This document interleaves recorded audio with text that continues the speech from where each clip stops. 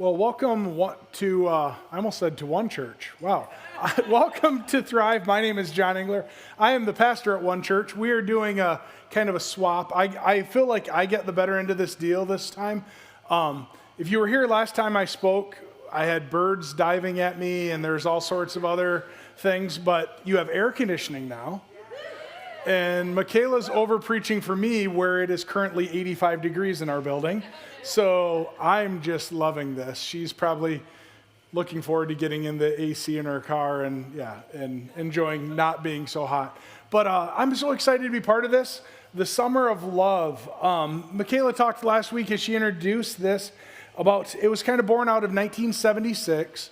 That was the Summer of Love, and people were looking for love, acceptance. You have to look at the culture at that time in America. We were just got done with some wars. We were very in a divided nation, and people were just seeking for something more than that. It kind of almost feels like the vibe we're currently in our nation right now, right? And I feel like there's so many people, and I see that in the church, that are seeking for love, seeking for something more, and looking for God for that. And maybe they've never been part of a church before, and they just are out there just seeking and going, there's got to be something more in this world, and clinging to God. And so the Summer of Love, I love the theory behind what you guys are doing here with this sermon series, but also I really love that movement in the late 70s of people just searching and truly going, I'm not just going to go by what I'm supposed to do, but I'm actually going to search. And it led people to all sorts of other things that we won't get into because we're going to keep this kid-friendly today. But it really just also led people into a relationship with God. The part of the late 70s that I didn't like was the clothing. Now, you have to remember that, it's just brutal. So I was born in the late 70s, at the tail end of the 70s, but I was the youngest of 5. So those clothes there meant I got to wear them in the mid to late 80s. So, I have pictures, and nobody loves it, but I have PTSD, because I have pictures of, I said lime green, but my wife corrected me because she's seen the picture of the pea green suit that I wore for school pictures with the butterfly collar. In the 80s, because that's what I wore for my school pictures, because my mom wanted to embarrass me the rest of my life. I don't know, but right, it was brutal. The outfits, the clothing, there's parties that people have that are like, let's dress like the 70s. And I'm like, no, we should never do that again. And those styles have started to come back. And I look at my wife and I say, I love you. You look beautiful on anything, but no. You're not going to wear bell bottoms. You're not going to have these, I draw the line there. Even myself in college, when that started to become a thing where, the pants started to become wider again in college, and I was like, no. And my friend goes, here, try on these boot cut jeans. And I'm like, no, this is brutal. Why would anybody ever want to walk? And it gave me flashbacks again to walking down the school hallway in my hand-me-down corduroy pants going whoosh, whoosh, and the flaps hitting each other, and it was just the most embarrassing thing ever. And I hate my brothers to this day for leaving those clothes in a wearable fashion that I had to wear them after them. But right, it just becomes this thing where you just look back and go, oh, that's such a horrible time, because I got teased, I got made fun of, and I got judged. And really, when I think about, as we talk about the Summer of Love, the opposite of love to me is judgment. And having those eyes of judgment, those eyes that people look down upon you. So maybe it's just me, but I would tend to think that all of us here feel very judged at different times. Whether it be you as a mother or father, as a parent, you as a friend, you as a worker at your business, wherever you are, you feel judged. Or maybe it's just walking down the street. Feeling judged about being overweight, going gray, losing your hair, all the things that I every day look in the mirror and go, I don't know who that guy is. You feel judged about those things. You feel like you're not good enough. You feel like you just, no matter what, people look at you and go, how? Because that's the way that we do this. So Romans 14:13 is the verse that we're going to land on today. It says, therefore, let us not pass judgment on one another any longer, but rather decide never to put a stumbling block or hindrance in the way of a brother or sister. Judgment is such a weird thing. It starts out as like, we cover it under observing or just noticing stuff, right? I look back on my wife and I, we used to play this game when we were first started dating, where we would see somebody in public and we would make up an entire story about them. It was a fun game. Like you would sit there and we'd have all these backstories about all this. Well, one time the game went really, really bad. We were sitting at the movie theater, and I can still tell you they had like seats there, and we were sitting there, and people were coming in and out, and we would make up stories about them, completely being judgmental, completely, yes, I admit it. And then one night we were sitting there and we were playing the game, and in walked this lady, probably 35 years old, in pajama pants and a t-shirt, into the movie theater, and we're like, oh, this is going to be a good one. Where's this going? And she walks in and she's just fuming, like really, really mad. And she walks into the theater, and some of you will remember the movie Ted that came out, the very inappropriate movie. And so in walks this mom into the movie, and we're like, wow, she is dressed in pajamas to go see the movie Ted. No more than 3-4 minutes later, out walks this mom with her hands around the neck of her two 13-year-old boys and walking them out of the movie theater.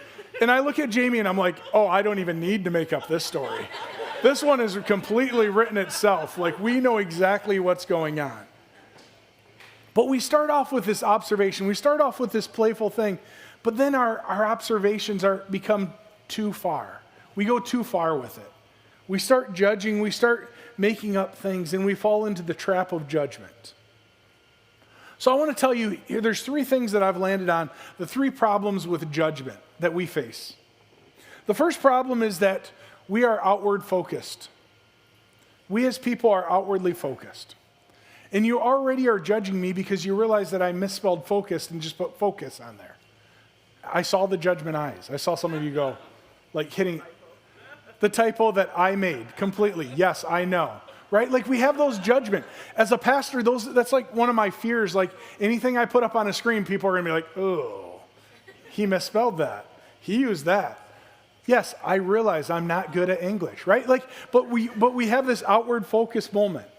So some of you may remember this. In early 2000s, there was a website when the internet was first starting to explode called Hot or Not. Anybody remember that?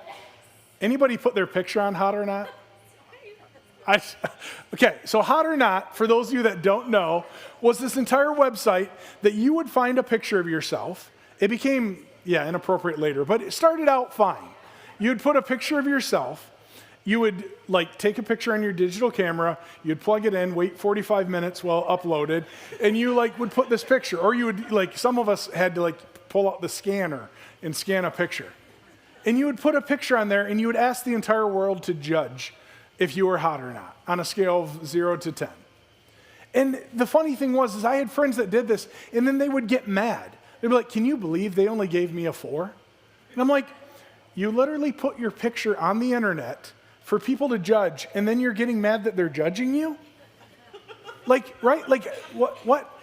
And so I was that guy that was trying to be nice. So I would spend hours on Hot or Not, and I would see the people that were like a 1 or a 2, and I'd give them a 10 and be like, yeah, I'll throw them a bone. I'll make them feel better about themselves. And then I'd see the people that were like a 9.8, and I'd be like, oh, they need to be brought down a few pegs, and I'd give them like a 1. And I would spend hours doing it just to thinking I was justifying the world on Hot or Not and changing people's opinion of themselves. But we are an outward focused group that looks at the outward, and we don't look at the inward. 1 Samuel 16:7 says, man looks at the outside, but God, he looks at the inside. He looks at what's going on in your heart. We spend so much time caring about the outside, and that becomes a problem with judgment.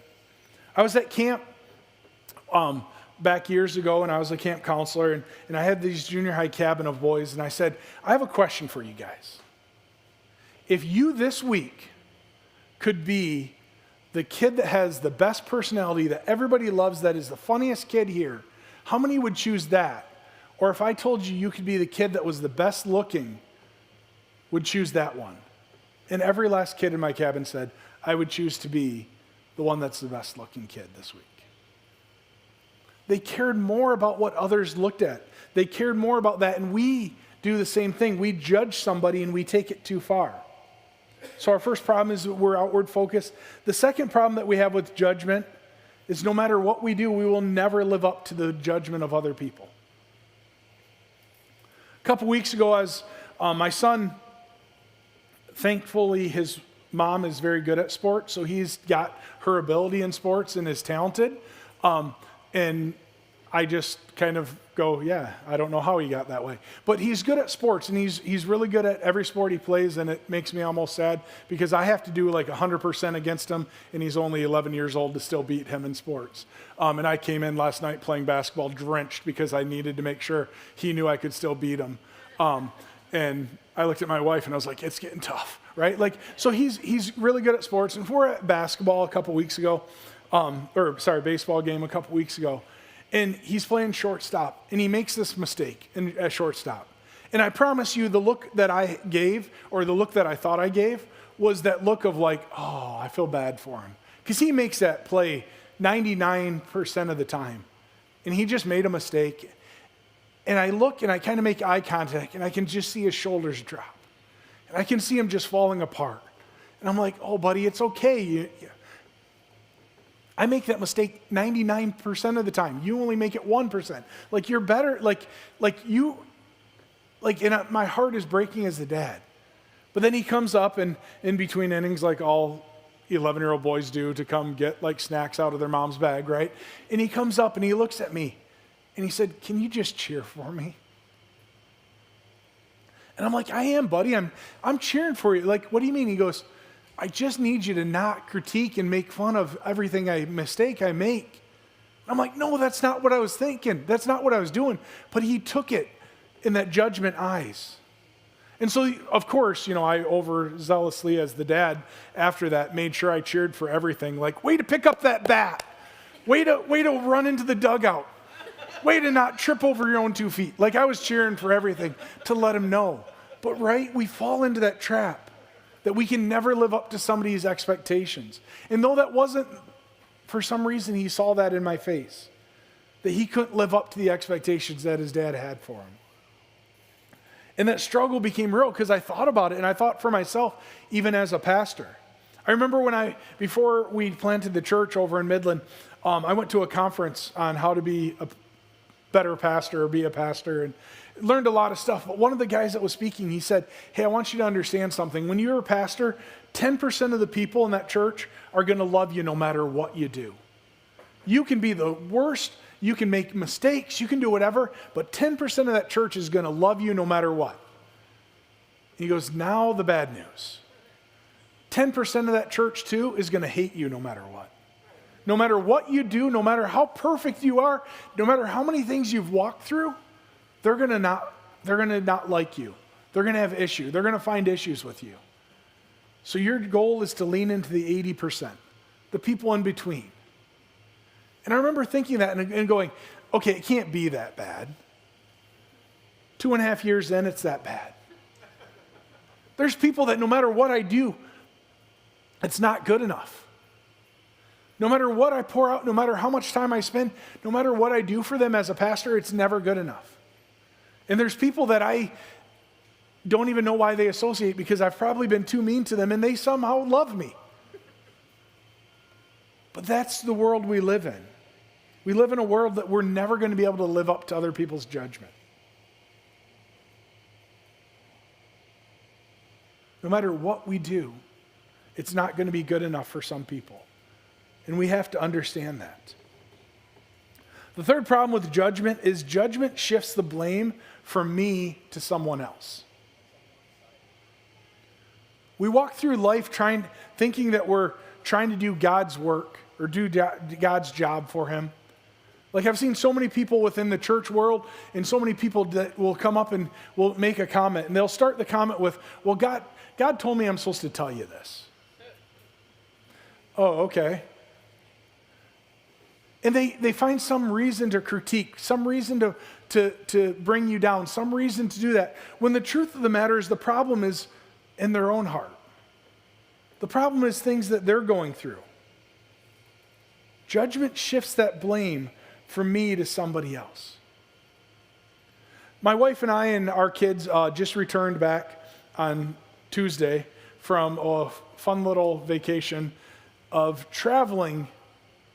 We flew to Las Vegas, we rented a car and road tripped home with the two kids. 3,464 miles with an 11-year-old and a 13-year-old in the back seat. Going through all these national parks, going through all this stuff. And you can imagine my two kids in the back seat. Truth be told, they did amazing. They did much better than I thought they would ever do. Like we used to not be able to get from Midland to Coleman without a fight. And they made it, both alive, I think. No, they're both alive, right? They both made it through the trip. But there was constant like bickering. And I had all these moments as I'm sitting there and I'd trying to give the nuggets of dad, like, okay, you need to apologize to your sister for that. Okay, you need to apologize to your brother for that. You need to, but every time was this, like, I'm sorry that I put my foot in your face, but you deserved it because you farted. It's like, okay, that's not an apology. And now you got to apologize for the way you apologized for apologizing. Like, it just happens over and over, right? And I sat there and I was so kind of frustrated with these dad moments. I'm like, this is supposed to be this magical trip. And it really was a great trip. But you have the struggles. And one of the nights I'm kind of scrolling through Facebook and one of the things popped up. And there was this just message that I found on there that said, don't ever waste a sincere apology with an excuse. That's what happens when we judge. We find this way of finding something of why I'm allowed to say these things, why I'm allowed to do this, and we find an excuse for it. And we take that moment of something that should be so beautiful, so well versed, so well put together when we're trying to help somebody, and we make it ugly because we judge them. We find an excuse and we use hurt. Titus 3:2 tells us, always be gentle towards everyone. Because when you talk to somebody, when you have that conversation, when you have those moments of interaction, the difference between loving somebody and judging somebody, they're going to feel that difference in your tone. My wife and I say that all the time about, well, I get the words that are coming out of your mouth, but the tone needs to be fixed. Because people consciously or unconsciously can feel that difference in how you're sharing that. In the way that we communicate. They can feel that difference. And truly, if you're loving that person or if you're judging that person. Dietrich Bonhoeffer has this quote, judging others makes us blind, whereas love is illuminating. Judging others makes us blind, whereas love is illuminating. When we truly speak with love, when we truly speak with care, if those situations come up, it doesn't mean that we can't share them. If you see a friend struggling through something, I've had some very, very close friends that have been able to talk to me and walk me through situations, and they've done it in love, and they've done it in caring. But those moments of judging makes us blind to our own and makes us blind to what we're doing to the person. It literally is in Thrive Church's tagline, right? You guys say, no perfect people allowed, but yet somebody walks in and we judge them for the way they look, for the way they act, for the way they behave. On our whirlwind vacation, as we walked through all these different parks and did all this different stuff, we came across one of the parks and I saw this mom with 3 young kids. And I saw how her 3 kids were misbehaving and doing all the things they weren't supposed to be doing. They were climbing on things that have a giant sign that says, do not climb on. And I'm like, there's a sign there. And I admit, my first reaction was, I judged. I was like, look at this mom. She can't even take care of her own 3 kids. She can't even keep them under control. She can't do this. She can't. And in that moment, I'm like, I'm talking about judging in a few weeks. And here I am literally taking an observation and turning it to judgment.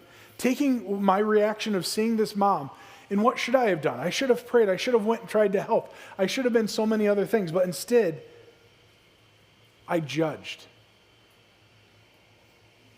And it leads us to the second half. I want to reread Romans 14:13. The first half is easy, right, to understand. We shouldn't be judging people. But the second half is where the key of this verse, where we really need to land. Instead, make up your mind not to put any stumbling block or obstacle in the way of a brother or sister. Really good. When we judge somebody, we are putting up an obstacle. We're putting up a stumbling block. We're putting up something that is stopping them from being the man or woman of God that they're meant to be, because we're judging them. And we think, we use the excuses, we use whatever means to tell them why they're a bad person or why they're not a good Christian or whatever. We tell people that all the time. And it bothers me so much as a pastor when I hear somebody say that, where they come up and say, well, God told me to tell you this. Or do you know because you have a tattoo you're going to hell? Do you know all this stuff? And I'm like, let's not break into Leviticus, because there's a lot of things you do that are going to make you go to hell if we're going to start talking about that. Like, let's not do this. Let's not be judged. Let's not be so judgmental in our interactions with people. I remember when I first was looking to be a pastor, and I've shared this before here, I didn't really want to be a pastor. There's many things that I sought to try to do. I wanted to stay in education, and then I became a youth pastor, and I wanted to stay in that realm forever, and God kept pushing. And God and I kind of had this meeting where we just went, okay, and I kind of finally went, okay, you're God, so I'm not going to win this battle. So I'm going to go for this. And I kept kind of fighting this, and I really just talked to people, and I spoke to people, and there's this guy, Doug, who is one of the most nice, wonderful men that was on leadership at the church I was previously at. And Doug was the most positive, caring man that you could ever, he would just be like, hey, I think it's wonderful. I love what you're doing here. Always so positive. And as I was going forward to be a pastor, he came into my office one day and he said, so you're going to go forward and do this pastor thing, right? And I said, yeah, I think I am. And he's like, okay. I said, what kind of back and forth. And he shared with me, he said, I got to tell you, I really think, yeah, you can be a pastor, but I really hope your church never gets more than 40, 50 people. I said, okay. And he goes, I just don't think you have what it takes to be a pastor of a church more than that. Maybe 25, 30, 40, 50, if you have the right, people, but I just don't think you could ever be a pastor more than that. Again, Doug is a wonderful, wonderful man, but his words became a stumbling block, became an obstacle for me. And as we planted the church and the church continued to grow and we started off in that number, I went, okay, this is the number that I can handle. And then we went over 50 people, and I looked at my wife and I said, I can't do more than 50 people. Doug says so. So we started telling people at the door, sorry, we've met our max. No, I'm just kidding. And our church has grown. And now we're a church that averages about 150 people on a Sunday. But I'm telling you, every time in the back of my head, I can hear Doug say it. And when things don't go right at the church, or we have a little snafu or something happens, I tell myself, I can't handle a church this big. I know Doug never meant it to be a stumbling block. I know he never meant it to be an obstacle, but it became one. Because he took that moment, and instead of leaning into saying it in love and talking to me in love, and sharing that story of, John, you're so good with this, and I really hope, how can I come alongside you and help you to be able to handle situations like that, or to be able to see these inadequacies? He didn't say it in love. He said it in a judgment tone that became a stumbling block that still I fight and I battle 2.5 years into this church plant. So my first question for us is, instead of doing the job that we think Jesus wants us to do, how about we do the job that Jesus did? We don't have to go and tell people where they're falling short and where they're failing. Believe it or not, they don't need to know that. If you're anything like me, you live with it every day. You know your inadequacies, you know your problems. But if you come beside them and say, how can I help you? How can I walk through this? How can I do life with you? How can we walk through these situations? That is when that judgment tone becomes love. That's how we spin it back. When we take those moments when that evil creeps in, because it's going to happen. I guarantee you're going to see somebody later today and judgment's going to pop into your head. But when you can spin it back to where God would have for you. Because what would really happen if we as a church, if we as a society, if we as Christians, if instead of judging one another, we spent that much effort helping each other to grow in their faith? Instead of looking at